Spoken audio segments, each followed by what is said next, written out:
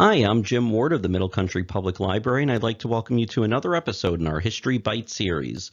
Today we will discuss the near assassination of President Ronald Reagan when he was shot by John Hinckley Jr. as he was leaving the Washington Hilton Hotel on March 30th, 1981. On March 30th, 1981, President Ronald Reagan was addressing the Building and Construction Workers Union of the AFL-CIO at the Washington Hilton Hotel in Washington, D.C. He was walking with his entourage to his limousine when Hinckley, standing among a group of reporters, fired 6 shots at the president, hitting Reagan and 3 of his attendants. White House Press Secretary James Brady was shot in the head and critically wounded. Secret Service agent Timothy McCarthy was shot in the side, and District of Columbia policeman Thomas Delahanty was shot in the neck. After firing the shots, Hinckley was overpowered and pinned against a wall, and President Reagan, apparently unaware that he'd been shot, was shoved into his limousine by a Secret Service agent and rushed to the hospital. The assassination attempt came just 2 months into Reagan's first term and shook the nation.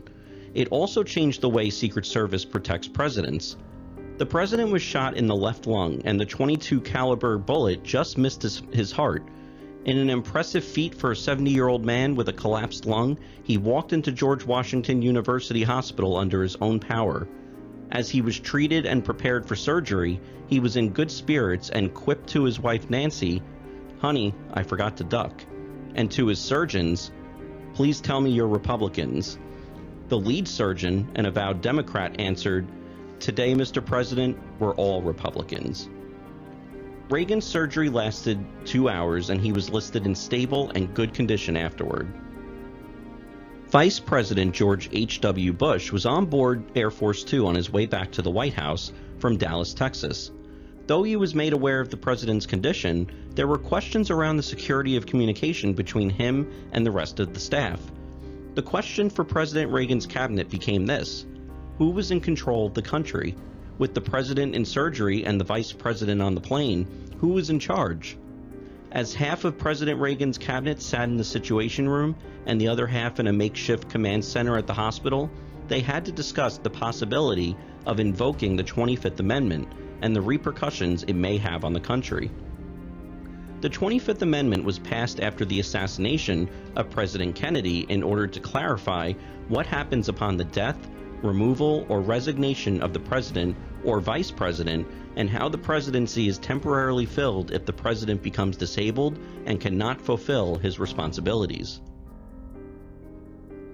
Secretary of State Alexander Haig ran to the White House where he addressed the press, quote, "Constitutionally, gentlemen, you have the President, the Vice President, and the Secretary of State in that order, and should the President decide he wants to transfer the helm to the Vice President, he will do so," end quote.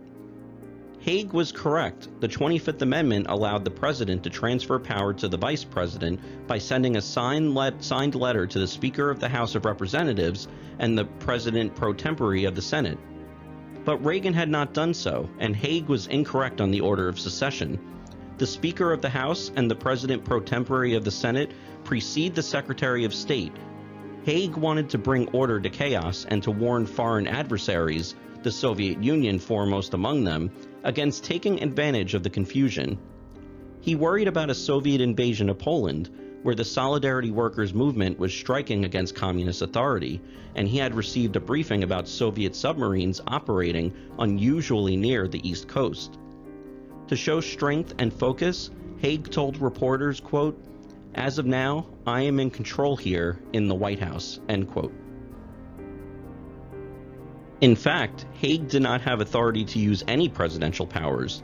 This was immediately evident to the news media, members of Congress, and other figures in the administration who uniformly rejected Haig's power grab. Some even alleged that he was staging a coup. Having acted impetuously in a moment of crisis, Haig's poor judgment was multiplied by the dangerous ambiguity of the situation. Of the victims of the assassination attempt, Secret Service agent Timothy McCarthy and D.C. policeman Thomas Delahanty eventually recovered. James Brady, who nearly died after being shot in the eye, suffered permanent brain damage. He later became an advocate of gun control, and in 1993 Congress passed the Brady Bill, which established a 5-day waiting period and background checks for prospective gun buyers. President Bill Clinton signed the bill into law. After being arrested on March 30, 1981, 25-year-old John Hinckley was booked on federal charges of attempting to assassinate the president. He had previously been arrested in Tennessee on weapons charges. In June 1982, he was found not guilty by reason of insanity. In the trial, Hinckley's defense attorneys argued that their client was ill with narcissistic personality disorder, citing medical evidence, and had a pathological obsession with the 1976 film Taxi Driver, in which the main character attempts to assassinate a fictional senator.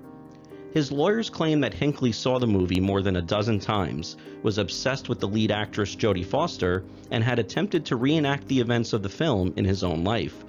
Hinckley had stalked Jodie Foster and wrote her a letter saying he was trying to gain her love and respect. Reagan began resuming some of his duties the day after the assassination attempt, and he returned to the White House on April 11, 1981. Hinckley was committed to a psychiatric facility.